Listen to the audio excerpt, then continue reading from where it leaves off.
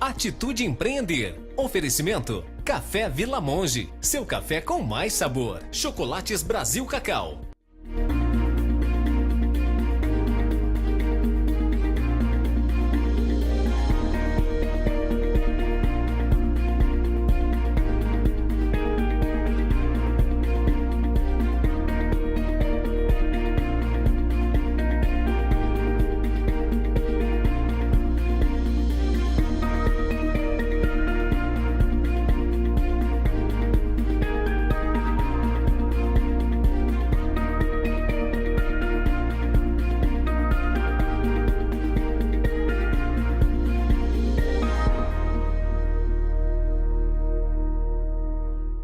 Olá, está começando mais um programa Atitude Empreender e hoje receberemos em nossos estúdios a jornalista Tânia Mara, que desenvolve um grande trabalho social por todo o Brasil.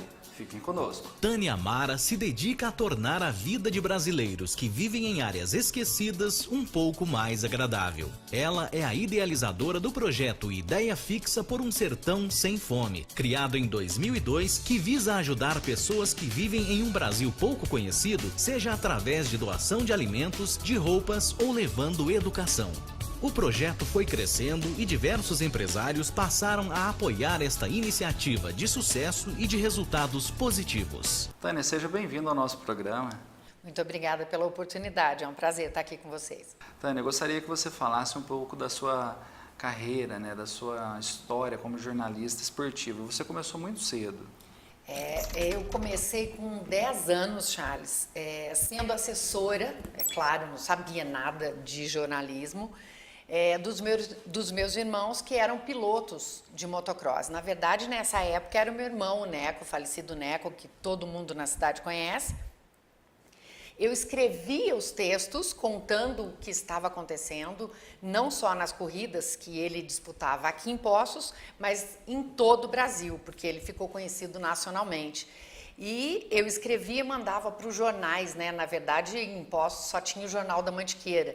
E se a gente for mexer, naquela época, vai achar os textozinhos que eu já fazia falando dessa trajetória toda do meu irmão. Depois veio o Marquinho, que foi o mais novo, que ganhou bastante campeonatos também, eu continuei divulgando. E comecei depois profissionalmente trabalhando como assessora de pilotos. Aí eu trabalhei com pilotos da Stock, da Fórmula Truck, Stock Car, Motocross, Supercross e uma infinidade de pilotos e cheguei até o Rally como assessora. E você não se conteve em ser somente assessora, você quis pôr, vamos dizer assim, a mão na massa também sendo navegadora, foi isso mesmo? Foi, eu trabalhei bastante tempo como assessora de pilotos, fui manager, fui a primeira mulher manager de uma equipe de rally e fui convidada na ocasião porque eu tinha uma parceria com a Goodyear e eles me convidaram para correr a categoria protótipos que ela estava sendo inserida no Campeonato Brasileiro de Rally. Cross Country, que é uma modalidade diferente, não é aquele rally que tem jipe, que vai para lama, não, é o rally que você tem um tempo, você larga e... Não é regularidade, é velocidade, com uma planilha e você briga com você mesmo, você tem que lutar contra o tempo. E eu fui navegadora em 2003 e a gente foi vice-campeão brasileiro na categoria protótipos. Perdemos por 3 segundinhos, não me conformo até hoje, mas fomos vice e foi muito legal. É uma emoção enorme e isso eu corri na categoria protótipos. 2004 e 2005 eu corri de caminhão, como navegadora também. E vou te falar, nunca corri de picape, não cheguei a correr de caminhonete, mas se fosse para eu voltar, eu queria voltar dentro do caminhão, porque é uma emoção incrível. Que bacana. E quando que surgiu essa ideia, de desenvolver todo esse projeto social para beneficiar famílias do sertão? Bom, indo tanto para o sertão, por conta do meu trabalho com o rally, não tinha como, eu tinha que acabar vendo o que estava acontecendo no sertão brasileiro, não existia projetos sociais nenhum de governo, aquele governo não tinha assumido ainda, a gente não precisa citar, todo mundo sabe, e, na verdade, as empresas também, elas não tinham uma programação para fazer alguma coisa para o social, nem dentro da empresa, nem no entorno. E o que aconteceu? Eu, num dado momento, eu estava numa cidade, entrei no ônibus da equipe e vi duas garotinhas indo na lata de lixo, pegando uma garrafa de Gatorade, que um pessoal da equipe tinha jogado, um pacotinho de bolacha, uma jogou o pozinho da bolacha na mão e comeu, e a outra praticamente espremeu a garrafa. Charles, aquilo para mim foi muito duro, muito difícil. Eu pensei comigo, não sou rica, não tenho dinheiro, mas eu também não posso ficar insensível a isso. E pensei mais ainda, naquela época, a gente estava no Tocantins, só um carro de rally, ele valia mais do que a renda per capita daquele município, um carro de rally. Aí quando eu voltei, eu fiquei meio tocada com aquilo. E decidi colocar todas as histórias que o sertanejo havia me mostrado dentro desse livro. Seis é rally? É uma pergunta que o sertanejo faz, porque eles não sabem o que é rally. Então, o que acontece? Eu contei toda a minha trajetória do rally. Foi um livro, assim, a primeira vez que alguém escreveu um livro de rally, né? Uma mulher falando de rally, contando histórias bem pitorescas, e eu fiz uma promessa. Esse livro custou muito caro na época, isso foi em 2002, então eu fiz uma promessa, se eu conseguisse pagar o livro, eu iria doar parte do que eu havia impresso para aquelas pessoas que eu tinha encontrado, mesmo que eu não conseguisse encontrar aquelas duas garotas. E eu tinha feito as costas do livro sem nada. O que aconteceu? No meio do caminho, eu dei uma entrevista na Rádio Eldorado, e a Rádio Eldorado, na época, em São Paulo, às 6 horas da tarde, que foi o programa que me convidou para dar essa entrevista, para falar do livro, o menino que estava me entrevistando em off, né, quando os microfones estavam desligados, ele me falou, Tânia, e aí, depois do livro, o que você pretende fazer? Vai seguir a tua carreira de assessora? Vai escrever mais livros? Eu falei, olha, eu pretendo trocar alguns livros por cesta básica, e levar para as famílias pelos lugares por onde eu passei. E ele, quando a gente voltou no ar, ele falou isso ao vivo e a cores. Em uma semana, Charles, eu tinha 1,5 toneladas de doações. Puxa vida, hein? E aí, o que aconteceu? O projeto passou a ser conhecidíssimo. Eu morava em São Paulo nessa época, eu já não estava mais em Poços. E vários empresários, muitas vezes, me mandaram 50 cestas, 60 cestas, em troca de um livro, realmente acreditaram. Bom, até aí era uma promessa minha e teve que se tornar um projeto. Eu tive muitíssimo pouco tempo para criar a ideia fixa por um sertão sem fome. Inclusive, o nome do projeto é um 100 de números. Numeral. Porque eu queria dizer, para tudo, sem fome de educação, sem fome de roupa, sem fome de alimentação, óbvio, sem fome de respeito, de uma série de coisas.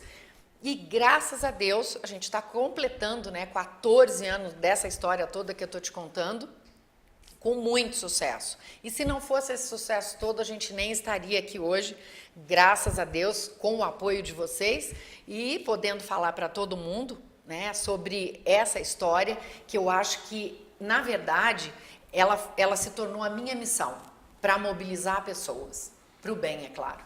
Eu acredito que por isso que ela tomou tamanha força, porque quando a gente entende dessa forma que você entendeu, como uma missão, as coisas ficam um pouco diferentes, né, Tânia? Outra história. Quando eu acabei nesse um mês que eu tive que acabar criando o projeto, eu fui fazer a viagem, consegui uma caminhonete emprestada com a Nissan, consegui um carro emprestado com um empresário que eu não conhecia, que acabou emprestando o carro, só que eu fiz essa viagem e ela teve um custo muito alto, porque todo mundo doou, né?